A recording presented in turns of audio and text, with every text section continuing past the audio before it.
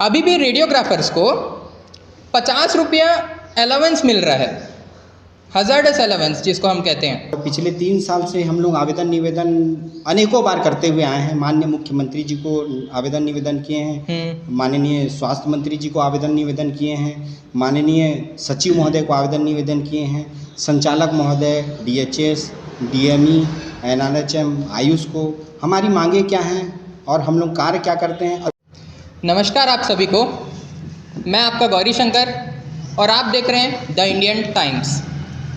जैसे कि आप जानते हैं 2019 में कोविड जैसे महामारी को भी अपन अच्छे तरीके से क्रॉस किए हैं और उसके पीछे जो स्वास्थ्य कर्मी हैं उनका बहुत बढ़िया और अच्छा योगदान है।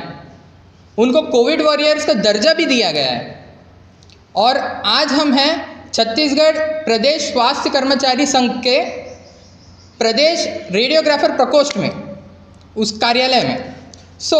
यहाँ पर नई बात पता चल रही है। 1994 के नियमानुसार अभी भी रेडियोग्राफर्स को 50 रुपया अलाउंस मिल रहा है, हजार्डस अलाउंस जिसको हम कहते हैं। और आज हम चल रहे हैं 2026 में। आज के डेट में 50 रुपये में एक एप्पल नहीं आता है। और आज हम बैठे हैं संतोष जी के साथ और उनके सारे फ्रेंड्स वगैरह के साथ, मित्रगण के साथ बैठे हुए हैं। सारे लोग स्वास्थ्य इसमें ही डिपार्टमेंट में ही काम करते हैं। तो आइए चलिए उन्हीं से थोड़ा विस्तार रूप से अपन जानते हैं। बताइए भैया। मेरा नाम संतोष कुमार देवांगन है। अभी मैं छत्तीसगढ़ प्रदेश रेडियोग्राफर प्रकोष्ठ पे प्रांतीय संयोजक के पद पे कार्यरत हूँ छत्तीसगढ़ में। और मैं भी रेडियोग्राफर हूँ वर्तमान में।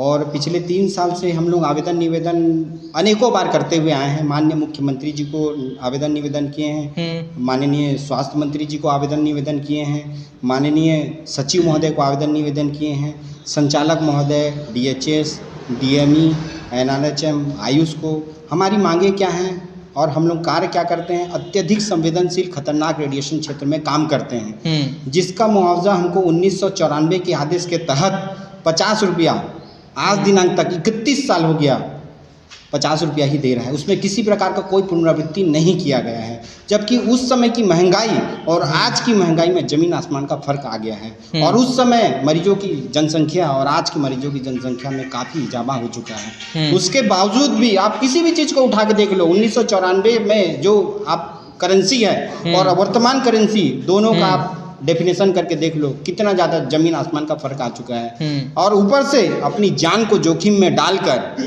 हम रेडिएशन काम कर रहे हैं। जनता जनार्दन और जो गरीब मरीज लोग हैं और जो संदिग्ध मरीज हैं उसका हम लोग रेडिएशन काम करते हैं महोदय जी। तो उनको उस एवज में हमको 50 रुपया मात्र मिलता है। हमारे संगठन का जो डिमांड है वो मूल वेतनमान का 10% का डिमांड है।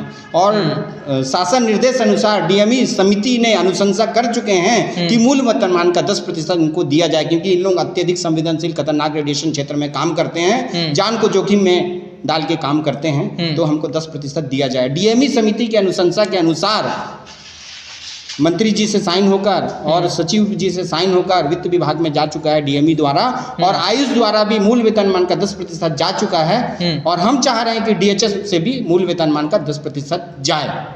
तो डीएचएस का इसमें क्या कहना है, उनसे अप्रोच किए हैं?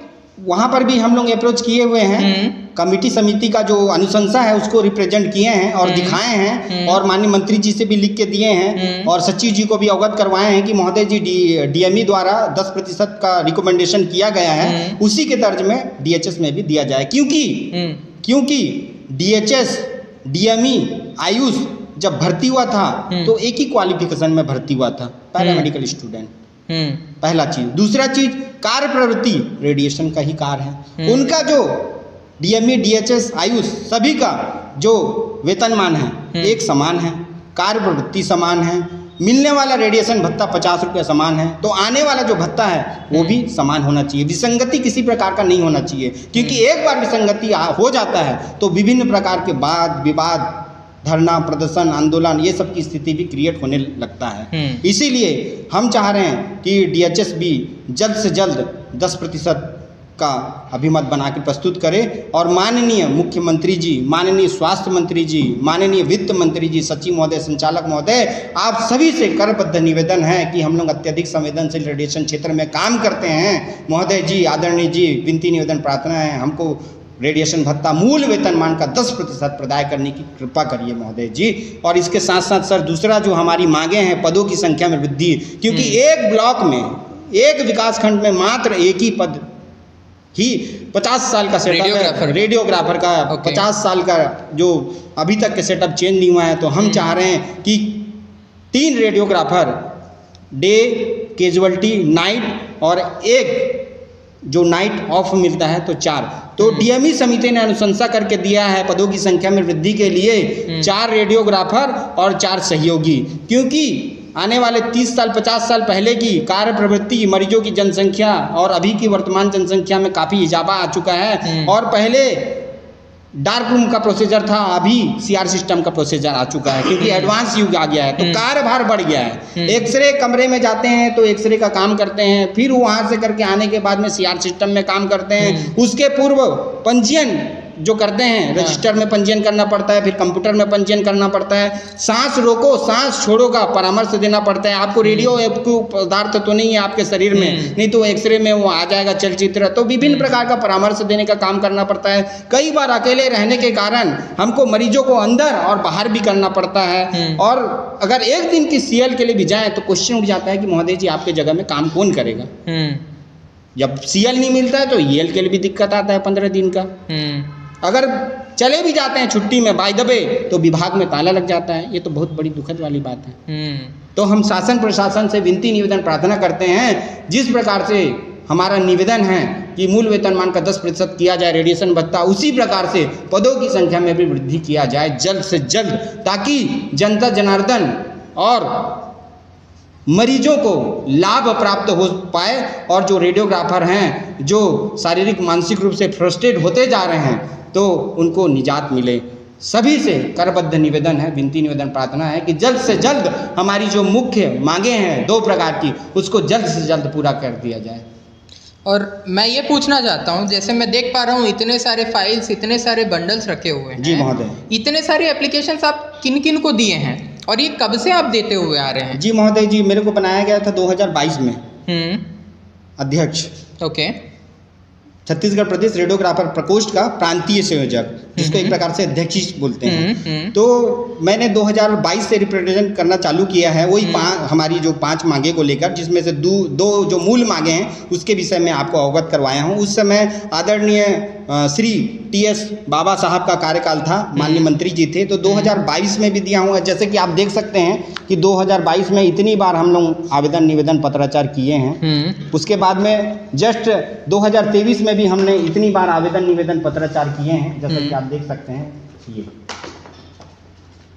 फिर 2024 में भी, 2023 के बाद में 2024 में हमारे आदरणीय श्री श्याम बिहारी जायसवाल जी स्वास्थ्य मंत्री के पद पे आसीन हैं। उनके भी कार्यकाल में हमने कईयों बार, अनेकों बार आवेदन निवेदन किए हैं। ये भी आप देख रहे हैं 2025 का। अब 2026 आ गया, 2026 में भी हमने आवेदन निवेदन करना चालू कर दिया है, लेकिन आज दिनांक तक के हमारी मांगे लंबित हैं।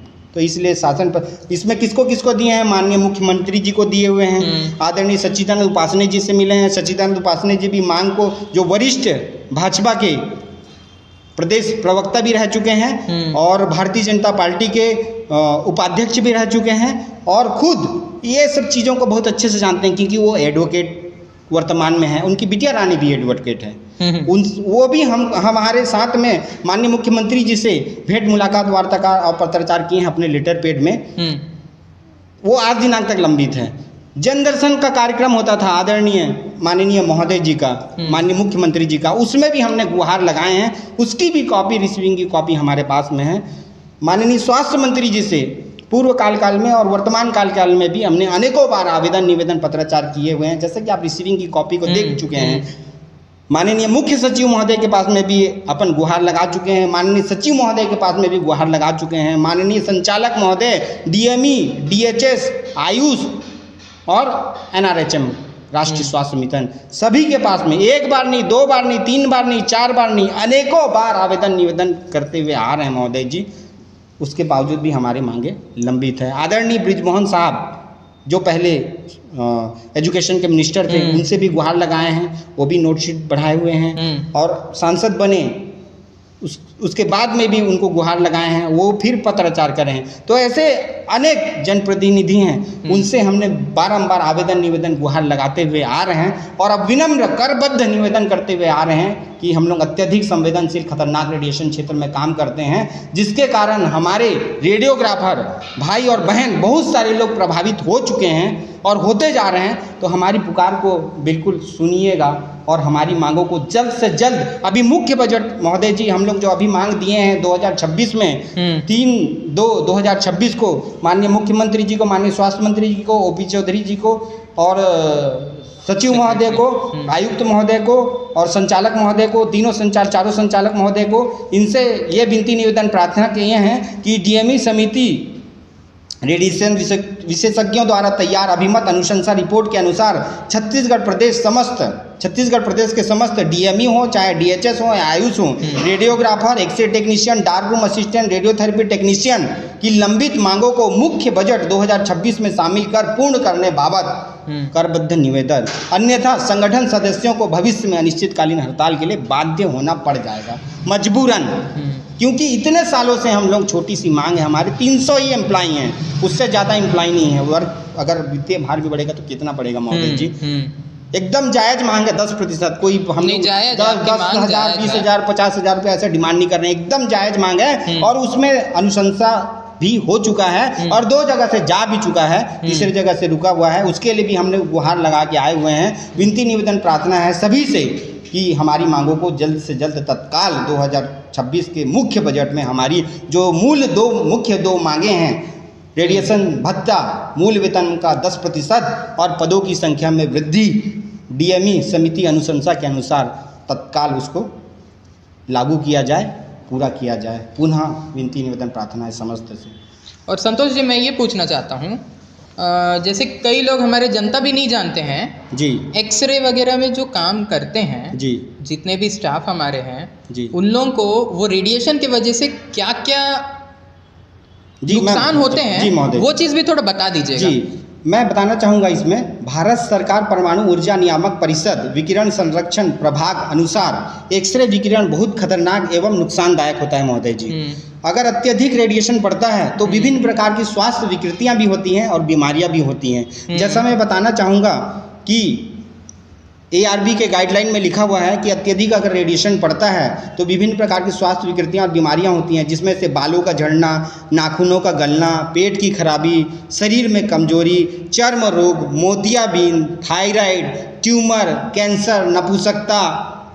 और हमारे जो आविष्कारक हैं विल्हम्स कोनार्ड रंजन जी, उनकी मृत्यु रेडिएशन के कारण ही हुई महोदय जी। और अनेकों लोग रेडिएशन के शिकार हो चुके हैं। इसमें हमारे छत्तीसगढ़ में भी ऐसे बहुत सारे बहनें हैं जो आज 10 साल हो गया रेडिएशन क्षेत्र में काम कर रहे हैं, मां नहीं बन पाए महोदय जी ड्यू टू रेडिएशन। बहुत सारी गोपनीय चीज़ें हैं जिसको मैं उजागर नहीं कर सकता महोदय जी, किसी के पर्सनल चीज़ को उजागर, लेकिन ऐसे बहुत सारे लोग प्रभावित, हमारे जो आविष्कारक महोदय हैं वो खुद, उनका निधन इसी रेडिएशन के कारण हो गया है। आप गूगल में सर्च कर लीजिए, किसी आविष्कारक को पूछ लीजिए, वो बता देंगे आपको। बहुत सारे लोग प्रभावित हैं, बहुत सारे लोग प्रभावित हैं। हम उदाहरण ऐसा जनरल नहीं डाल सकते महोदय जी। मैं समझ सकता हूँ आपकी बात। और आप जनताओं से भी निवेदन है, आप लोग भी थोड़ा आवाज़ उठाइए, क्योंकि ये सब स्वास्थ्य कर्मियाँ आपके स्वास्थ्य के लिए लड़ते हैं, आपके लिए काम कर रहे हैं, अपना जान जोखिम में डालकर आप लोग का एक्सरे वगैरह कर रहे हैं। तो कम से कम आप आवाज़ उठाइए इनके बारे में। और मुख्यमंत्री जी और ओपी चौधरी सर, आपसे भी निवेदन है कि इस मैटर पर थोड़ा सा आप फोकस कीजिए। आप अगर फोकस करेंगे तो सब कुछ हो सकता है जी। और ऐसे ही सारे अपडेट्स के लिए हमारे चैनल द इंडियन टाइम्स से जुड़े रहें। धन्यवाद।